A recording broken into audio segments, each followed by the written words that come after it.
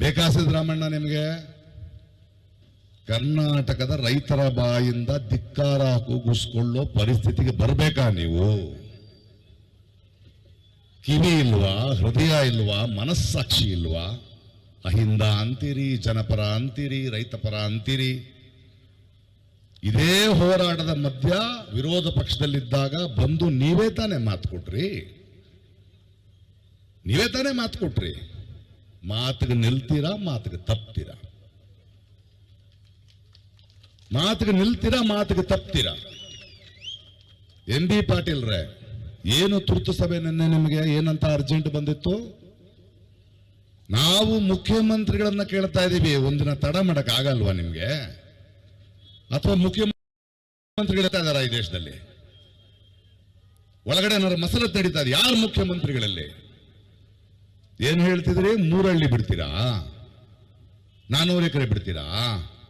ಒಂದಷ್ಟು commercial land ಕೊಡ್ತೀರಾ? ಅಂದ್ರೆ ಅರ್ಥ ಭೂಮಿ ಬೆಲೆ ಜಾಸ್ತಿ ಆಗತ್ತಾ? ಮನುಷ್ಯರಿಗೆ ಬೆಲೆ ಕೊಡ್ರಿ.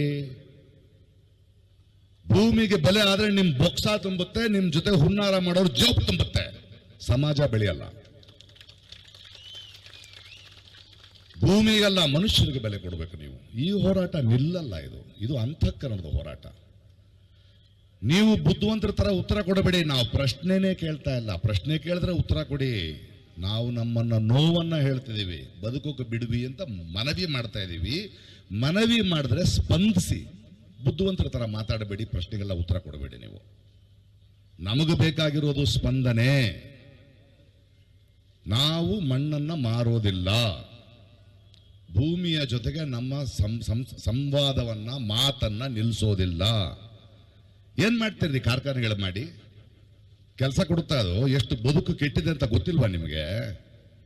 ಇವತ್ತೇ ಮನಮರದ 6,000 ಎಕರೆ ರೀಸೆಟಲ್ಮೆಂಟ್ ಮಾಡಿದ್ವಿ.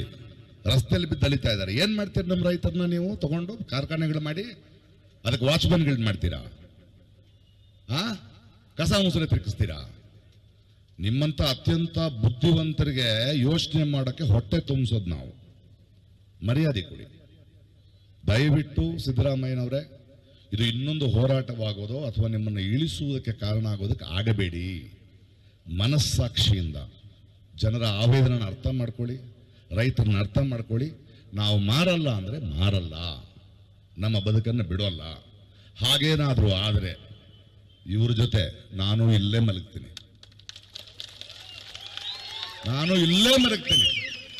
ಕರ್ಕೊಂಡು ಹೋಗ್ತಾರೆ ಜೈಲಿಗೆ ಹಾಕಿ. ನಾವೆಲ್ಲ ಬೇಲೆ ತಗೊಳ್ಳಲ್ಲ. ನಾನು ಇದೇ ಮಾಡಿಸಿ. ಯಾವ ರಾಜಕಾರಣ ನಡೀತಾ ಇದೆ ಅಲ್ಲಿ? ಜನರನ್ನ ನಿಲ್ಲಿಸ್ತೀರಾ? ಪೊಲೀಸರನ್ನು ಉಪಯೋಗಿಸ್ತೀರಾ? ಯಾವ ಸರ್ವಾಧಿಕಾರ ನಡೀತಾ ಇದೆ ಅಲ್ಲಿ? ದಯವಿಟ್ಟು, ತುಂಬಾ ಗೌರವ ಇದೆ ಸಿದ್ದರಾಮಯ್ಯನವರೇ ನಿಮ್ಮ ಮೇಲೆ. ನಮ್ಮ ಪ್ರೀತಿಯ ನಾಯಕರು ನೀವು, ಜನರಿಗೆ ಸ್ಪಂದಿಸೋರು ನೀವು. ದಯವಿಟ್ಟು ಸ್ಪಂದಿಸಿ. ಕಿವಿ, ಮನಸ್ಸಾಕ್ಷಿ, ಮನಸ್ಸಿಟ್ಟುಕೊಂಡು ನಮಗೆ ಸ್ಪಂದಿಸಿ ಉತ್ತರ ಕೊಡಬೇಡಿ. ಇವೆಲ್ಲ ನಮಗೆ ಅರ್ಥ ಆಗತ್ತೆ. ಈ ಒಡೆದಾಳೋದು, ಒಂದು 300 ಜನ ಸೆಟಲ್ ಮಾಡೋದು, ಇನ್ನೊಬ್ಬರು ಮಾಡೋದು, ಇದು ಬ್ರಿಟಿಷರ ಕಾಲದಿಂದ ನೋಡ್ಕೊಂಡು ಬಂದಿರೋದೇ ನಾವು. ಇದು ನಡೆಯಲ್ಲ. ನಮಗೆ ನಮ್ಮ ಭೂಮಿ, ನಮ್ಮ ಬದುಕು, ನಮ್ಮ ನೆಮ್ಮದಿ ಬೇಕು. ಹೋರಾಟೋಣ.